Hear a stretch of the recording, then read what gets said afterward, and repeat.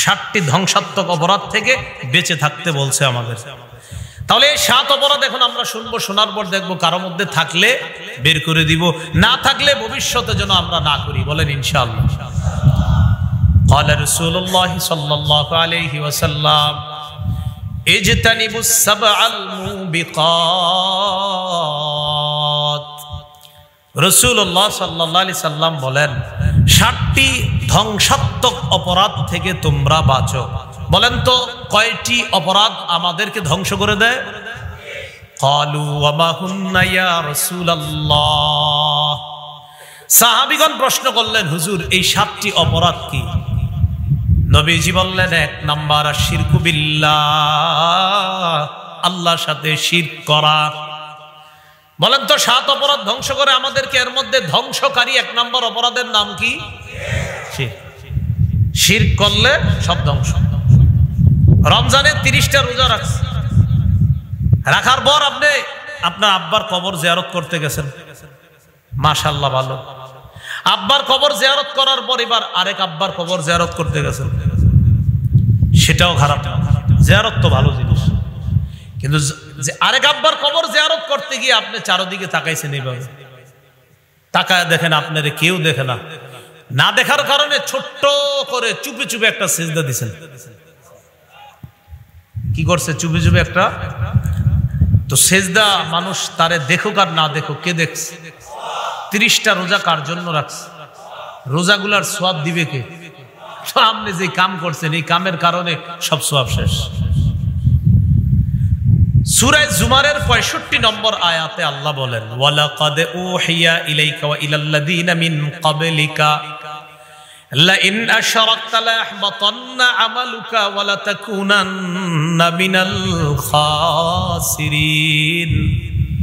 নবী আপনার প্রতি আর আপনার পূর্ববর্তী যারা তাদের প্রতি এই মর্মে ওহী প্রেরণ করা হয়েছে, যদি আপনি শিরক করেন, নবী যদি আপনি শিরক করেন, অবশ্যই অবশ্যই আপনার আমল সব নষ্ট হয়ে যাবে, সব বরবাদ হয়ে যাবে। নবীরে বলতে আমি আপনাদের হাতে পায়ে ধরে বলি, জীবনে যা করেন আর না করেন, একটা কাজ ভুলেও করেন না। কয়টা কাজ? স্বপ্নেও করেন না, ভুলেও করেন না। মানে স্বপ্নে করলে যদিও মাফ, স্বপ্ন তো আপনার হাতে না, কিন্তু এরপরে আল্লাহরে বলবেন, আল্লাহ এই কামটা যাতে আমি স্বপ্নেও না করি। দোয়াটা করবেন ইনশাআল্লাহ। সেটা হলো শিরিক। আল্লাহরে বলবেন, আল্লাহ জানা শিরিক অজানা শিরিক থেকে তোমার কাছে পানা চাই, ভবিষ্যতে জানা অজানা শিরিক যেন না করি, আল্লাহ আমাকে বাঁচান। মাবুদ গো, আমি যেন স্বপ্নেও শিরিক না করি। এটা আল্লাহরে বলবেন। কেন বলবেন? মনে রাখেন, সহিহ বুখারীর 1237 নম্বর হাদিস, কিতাবুর রিকাকে হাদিসটা অনেক লম্বা আসছে। নবী সাল্লাল্লাহু আলাইহি সাল্লাম চাঁদের আলোতে হাঁটতেছে। কিসের আলো? চাঁদের আলোতে হাঁটতেছে। নবী এক পাশ দিয়ে হাঁটতেছে, তার আরেক সাহাবী দূরে হাঁটতেছে, কেউ কাউরে দেখে না। হাঁটতে হাঁটতে ওই সাহাবী বলেন, আমার মনে হলো আল্লাহ নবী একা হাঁটাটা তার পছন্দ, তাই আমি নবীর সাথে হাঁটি না, আমিও দূরে দূরে হাঁটতেছি। ফালতাফাতা ইলাইয়া, নবী আমার দিকে হঠাৎ তাকাইলেন। রাসূলুল্লাহ সাল্লাল্লাহু আলাইহি সাল্লাম আমার দিকে তাকানোর পর দূর থেকে বললেন, মান? কে? তা আমি বললাম, হুজুর আমি। তাহলে এদিকে আসো। তো নবীজি ডাক দিছে। ডাক দেওয়ার পর এবার নবীজি তাকে পাশে নিয়ে নিয়ে হাঁটতেছে। এতক্ষণ ছিলেন দূরে, এখন পাশে। হাঁটতে হাঁটতে বলতেছে, শোনো, ইন্নাল মুকিল্লিনা ইন্নাল মুকসিরিনা হুমুল মুকিল্লুনা ইয়াউমাল কিয়ামা। দুনিয়াতে যারা বেশি সম্পদের অধিকারী, কিয়ামতের ময়দানে তাদের সওয়াব হবে খুব কম বলতেছে। সাথে সাথে আবার বলতেছে, তবে দুনিয়াতে আল্লাহ যাদেরকে অনেক সম্পদ দিছে, তারা যদি সম্পদ যথাযথ জায়গায় ব্যয় করে, খরচ করে, যাকাত সদকা ঠিকমতো আদায় করে, দুনিয়াতে তাদের যেমন বেশি সম্পদ, কিয়ামতের ময়দানে সওয়াবও অনেক বেশি হবে। এটা বলতে বলতে এক জায়গায় গেছে। যাওয়ার পর নবীজি বললেন, এই তুমি আর যাবা না, তুমি এই জায়গায় থামো, এবার আমি একা যাবো, তুমি থেমে যাও। সাহাবীকে আল্লাহ রাসূল বললেন, আমি এক জায়গায় যাইতেছি, আমি যাওয়ার আগ পর্যন্ত লা তাবরাহ মাকানাক হাত্তা আরজিআ ইলাইকা, আমি আসার আগ পর্যন্ত এখানেই থাকবা, নড়বা না, যা হওয়ার হবে, এখান থেকে উঠবা না। জি হুজুর, ঠিক আছে। রাসূল সাল্লাল্লাহু আলাইহি সাল্লাম চলে গেলেন। সাহাবী বলেন, আমি তাকিয়ে রইলাম, হঠাৎ দেখি আর নবীরে দেখা যায় না, যাইতে যাইতে কোথায় জানি যাইতেছে, আর আমি দেখি না। এক পর্যায়ে আমি অপেক্ষা করলাম, হঠাৎ একটা বিকট আওয়াজের শব্দ শুনতে পাইলাম। আমি ভয় পেয়ে গেলাম। আল্লাহ রসুলের উপর কোন ধরনের বিপদ ঘটে নাই তো, নবীর উপর কোনো বিপদ আসে নাই তো? আমি চিন্তিত হয়ে গেলাম। আমার মন চাইলো আমি একটু রসুলকে গিয়ে দেখে আসি। যখন আমি উঠবো, নবীর কাছে যাইতে মন চাইতেছে আমার, সাথে সাথে মনে পড়ছে নবী বলছে, আমার যা হবার হবে, এখান থেকে নড়বা না। এজন্য আমি আর যাই না, বসে রইছি। একদিক দিয়ে আমার টেনশন, নবী আসে না কেন? আরেক দিক দিয়ে টেনশন, এত বিকট আওয়াজটা শুনলাম, নবীর কোনো বিপদ হলো না তো? অপেক্ষা করতেছি। এক পর্যায়ে আল্লাহ রাসূল সাল্লাল্লাহু আলাইহি সাল্লামকে দেখি আমার দিকে আসতেছে, একজনের সাথে কথা বলতে বলতে। যাওয়ার সময় একা গেলেন, আসার সময় আল্লাহ নবী কোনো একজনের সাথে কথা বলতে বলতে আমার দিকে আসতেছে। নবী আমার কাছে আসছেন। আসার পর আমি বললাম, হুজুর আমি তো আর শুইতে পারতেছি না। বিষয়গুলা কয় কি, আপনি গেলেন, যাওয়ার পর লম্বা সময় আমার থেকে আপনি দূরে থাকলেন, আপনি কোথায় গেলেন আমি জানি না। আপনি যাওয়ার পর বিকট একটা আওয়াজ শুনলাম, আমি ভয় পেয়ে গেলাম। ও আচ্ছা, তুমি আওয়াজ শুনছো? কয় হ্যাঁ। ভয়ের কিছু নাই, জিবরিল একটু অন্য পদ্ধতিতে আজকে আমার কাছে আসছে। তো জিবরিল যখন আসছে, আসার পর একটা আওয়াজ হইছে, যে আওয়াজটা তুমি শুনলা এটা জিবরিল আমিন আসার আওয়াজ। ঠিক আছে হুজুর, বুঝতে পারলাম। আপনি যে আমার দিকে আসতেছিলেন, একজনের সাথে কথা বলতেছিলেন, এটা কে? নবীজি বলেন, যার সাথে কথা বলতেছিলাম এটাও জিবরিল। জিবরিল আমিনকে দেখা যায় নাই, বাকি শুধু নবীরে দেখা গেছে। হুজুর জিবরিল আমিন আপনারে কি বলতেছিল? জিবরিল আমারে বলতেছিল, বাশশির উম্মাতাক আন্নাহু মান মাতা মিন উম্মাতিকা ওয়া হুয়া লা ইউশরিকু বিল্লাহি শাইআ দাখালাল জান্নাহ। নবী, আপনি আপনার উম্মতকে একটা সুসংবাদ দিয়ে দেন, আপনার উম্মতের যে ব্যক্তি শিরিক করা ছাড়া মারা যাবে, সরিষার দানা পরিমাণ ঈমান নিয়ে মারা যাবে, শুধুমাত্র শিরিক মুক্ত আকীদা নিয়ে যদি মারা যায়, আর সরিষার দানা পরিমাণ ঈমান যদি তার থাকে, এই ব্যক্তি জাহান্নামে কিছু সময় থাকলেও, অথবা লম্বা সময় জাহান্নামে থাকলেও, অথবা আল্লাহ যতদিন চায় ততদিন তাকে জাহান্নামে রাখলেও, নির্দিষ্ট একটা সময় পরিমাণ জাহান্নামে থাকার পর সরিষার নানা পরিমাণ পিওর ঈমান থাকার কারণে একদিন না একদিন সে জান্নাতে প্রবেশ করবে। এই জন্য একটা কাজ জীবনে স্বপ্নেও করবেন না, কিটা? শিরক করেন না। তাহলে আমার সাথে বলেন, শিরক করব না, শিরকি কথা বলবো না, শিরকি কথা শুনবো না, শিরকি মজলিসে বসবো না। তাহলে শিরকি কর্ম করব না, শিরকি কথা বলবো না, শিরকি কথা শুনবো না, শিরকি মজলিসে বসবো না। বলেন ইনশাআল্লাহ। কিন্তু এরপরে আপনারা এই মাহফিলে যেমন আসছেন, মাঝে মাঝে আবার শিরকি কোনো আয়োজনেও চলে যান, এরকম হয় না? তো এটা তো ঠিক হলো না। এই জাতীয় বড় বড় আয়োজন, ভালো আয়োজন হয়, আবার শিরকি আয়োজন হয়। তো শিরকি আয়োজন গুলাতে আমরা যাব না। বলেন ইনশাআল্লাহ। আল্লাহ আপনাদের সকলকে, আমাকে, আমাদের সকলকে, আমরা যেন শিরক মুক্ত ভাবে দুনিয়া থেকে গিয়ে একদিন না একদিন আমার, আপনার, আমাদের সকলের যেন আল্লাহ জান্নাতে সাক্ষাৎ করায় দেয়। কয়টা অপরাধ আমাদেরকে ধ্বংস করে মনে আসেনি? 7টা। 1 নাম্বার শিরক, 2 নাম্বার অসিহরু, জাদুকর। কয় অপরাধ আমাদেরকে ধ্বংস করে? 7টা। 1 নাম্বার শিরক, 2 নাম্বার জাদু করা, 3 নাম্বার ওয়াকাতলুন নাফসিল্লাতী হারামাল্লাহু ইল্লা বিল হক। অন্যায় ভাবে কাউকে হত্যা করা। অন্যায় ভাবে কোনো পশু পাখিকে হত্যা করবেন না, অন্যায় ভাবে। চড়ুই পাখিকে অন্যায় ভাবে হত্যা করবেন না, চড়ুই পাখি পর্যন্ত অন্যায় ভাবে হত্যা করবেন না। ধরবেন, ধরে জবাই করে বিসমিল্লাহ বলে জবাই করে খাবেন, ঠিক আছে। কিন্তু গাছে বসে রয়েছে বেচারা, আপনি একটা ইট মারলেন এইভাবে, এটা হত্যা। এই বেচারা গাছে বসা, আপনি বাঁশ দিয়ে এইভাবে মারলেন ওরে, এটা হত্যা। ওরে সুন্দরভাবে ধরেন, ধরার পর বিসমিল্লাহ বলে জবাই করেন, ঠিক আছে।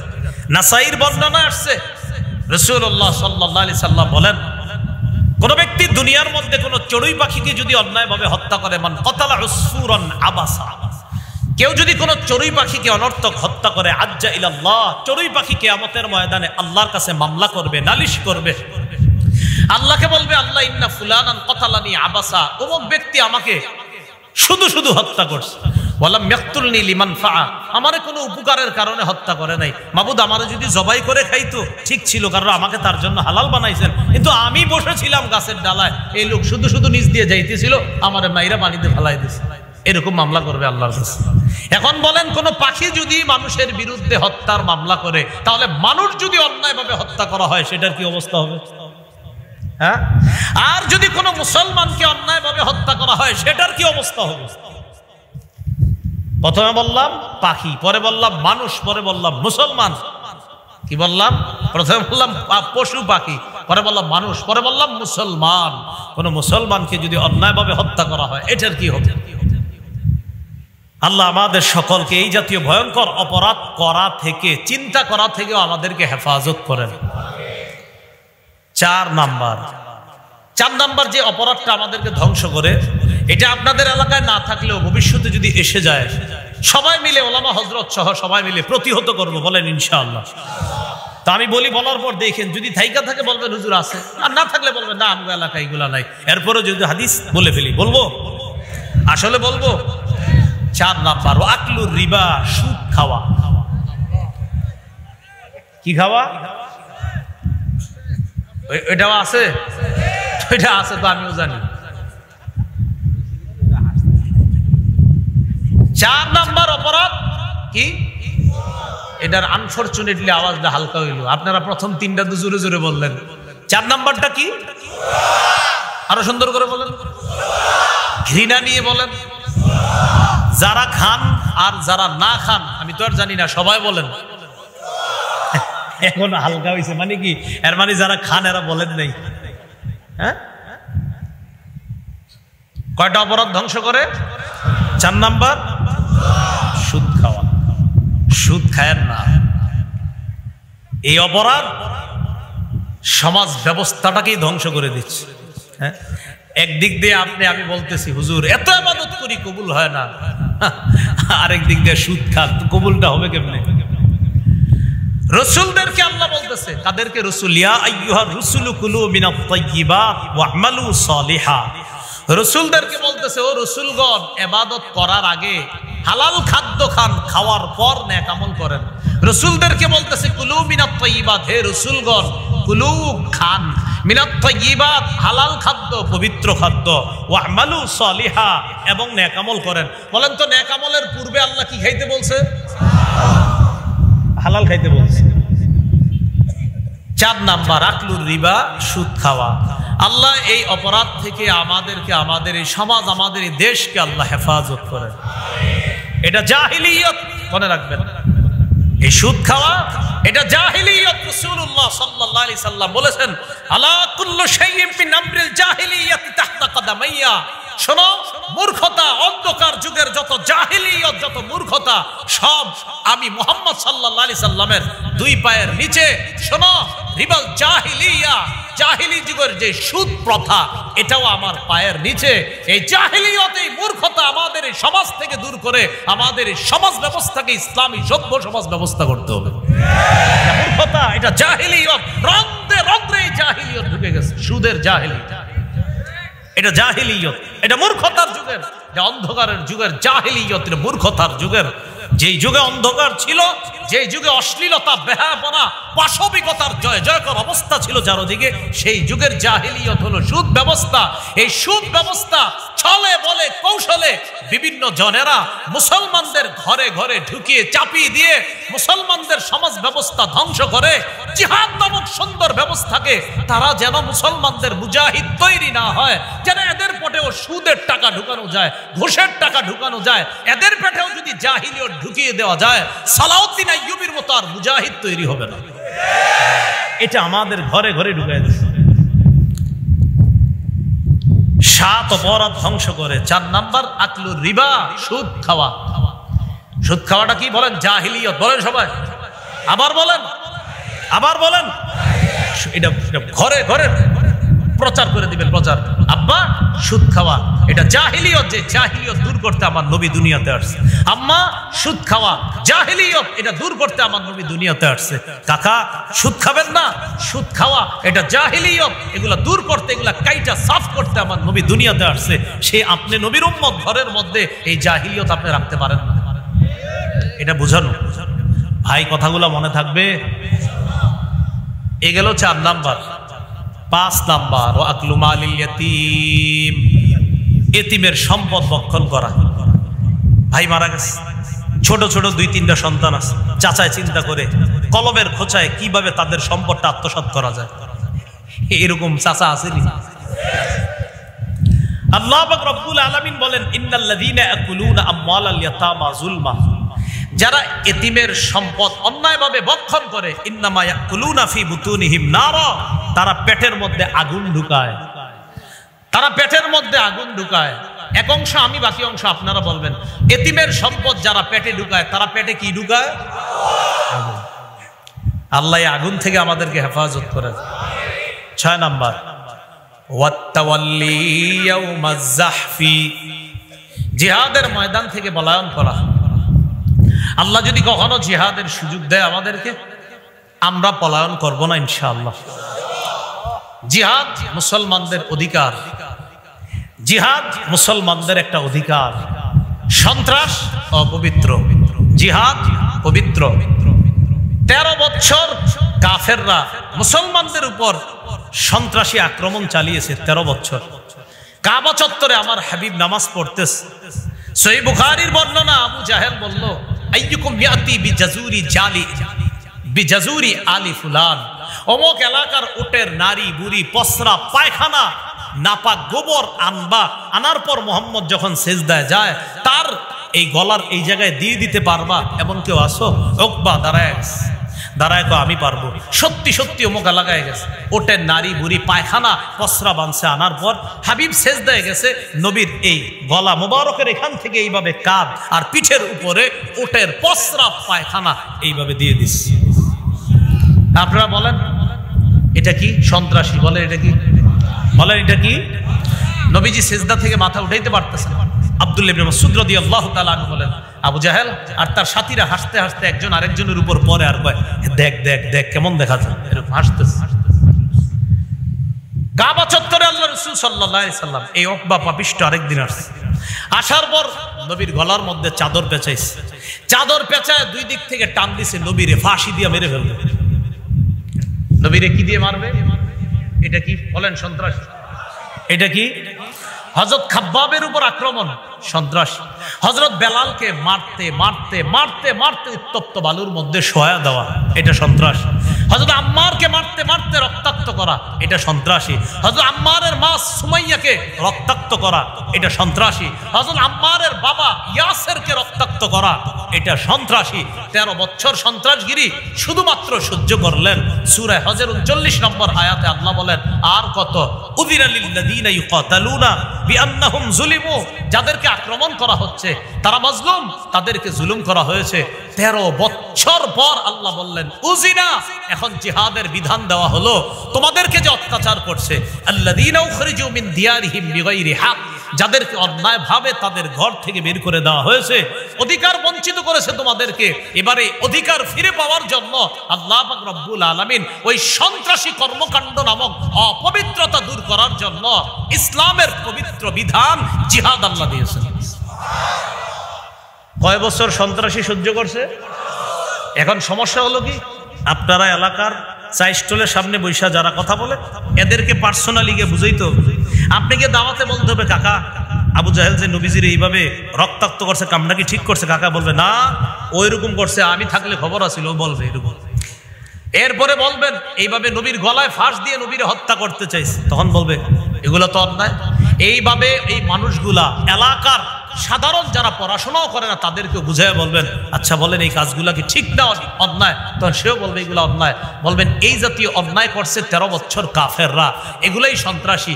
এই সন্ত্রাসী খতম করার জন্য কি করা দরকার এরই জিজ্ঞাসা করবেন, তখন তারাই বলবে এটার জন্য তো কিছু একটা পদক্ষেপ নিতে হবে।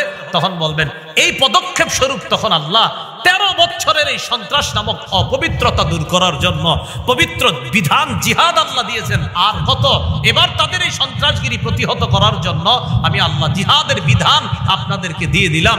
জিহাদের মাধ্যমে আপনারা আপনাদের অধিকার আদায় করে নেন। কিন্তু আমাদের সমস্যা, আমরা এটা বুঝাইতে পারতেছি না। এটা বুঝাইতে হবে পার্সোনালি। জিহাদ শুনলে আমাদের সমাজের কিছু মানুষ, তুই ঘরে থাইস, হুজুরে যাইলে যা, বসে থাক। আম্মা হুজুরে বলছে দৌলতপুরের উলামায়ে কেরাম আগামীকাল নবীর ইজ্জত রক্ষার জন্য একটা মিছিল করবে, তাই নাকি? হ্যাঁ, হুজুরে যাক, তুই ঘরে বসে থাক। ওই যে মা বাপ, উনি বুঝতেছে যে মানে কি, মানে এরকম একটু মিছিল করা, নবীজির জন্য একটু আপনার মায়া প্রদর্শন করা, উনি বুঝতেছে কি এটা মনে হয় কি জানি, ওই যে আমাদের মাথায় ঢুকে গেছে কি জানি। আল্লাহ আমাদের সকলকে কথাগুলা বোঝার তৌফিক দান করুন। জিহাদের ময়দান থেকে পলায়ন করা এটা অন্যায়। 7 নাম্বার, ওয়াকাযফুল মুহসানাতিল মুমিনাতিল গাফিলাত, সতী সাদী মুমিন নারীকে মিথ্যা অপবাদ দেওয়া। সতী সাদী সধবা একটা ভালো মেয়েকে মিথ্যা অপবাদ দেওয়া। মিথ্যা অপবাদ দিয়ে তার বিয়ে আপনি বন্ধ করে রাখছেন, মিথ্যা অপবাদ দিচ্ছেন, এখন আর বিয়ে হয় না, এগুলা অন্যায়, এগুলা ঠিক না। এই অন্যায় আমরা করব না। আমাদের সমাজে নিয়ম হইল, পাশের ঘরের মেয়ের বিয়ে ঠিক হইলে পাশের ঘরের উনি আবার চিন্তা করে এর বিয়ে এত ভালো জায়গায় হবে কেন। সাধারণত অনেকে চায় না এত ভালো জায়গায় বিয়ে হোক। বর পক্ষরে কেমনে কেমনে নাম্বার ব্যবস্থা করে ফোন দেয়, মেয়ের সব খোঁজ খবর নিছেন? কেন না, সব জানছেন তো? কি জানবো? সব বলে নাই মেয়ের বাপ। আরে কি বলে নাই? তাহলে সব ঠিক? হ্যাঁ, আগামী শুক্রবারে বিয়ে তো। ও আচ্ছা, তাহলে পুরাটা জানেন নাই। আরে কি জানি নাই সেটা বলবেন তো? ঠিক আছে রাখলাম। এখন এই যে এটা বইলা রেখে দিস, পেস লাগিয়ে গেছে। এখন এই ছেলের বাপের মাথা খারাপ, ইন্না লিল্লাহ, কি বলে না বলে, অথচ মেয়েটা ভালো, আসলেই ভালো, এলাকাবাসীও বলে ভালো। এই যে কাজটা করলেন, দুনিয়া আখেরাত বরবাদ করলেন। এই অপরাধ থেকে আল্লাহ আমাদেরকে হেফাজত করেন। এই হলো আজকের আলোচনার প্রথম অংশ।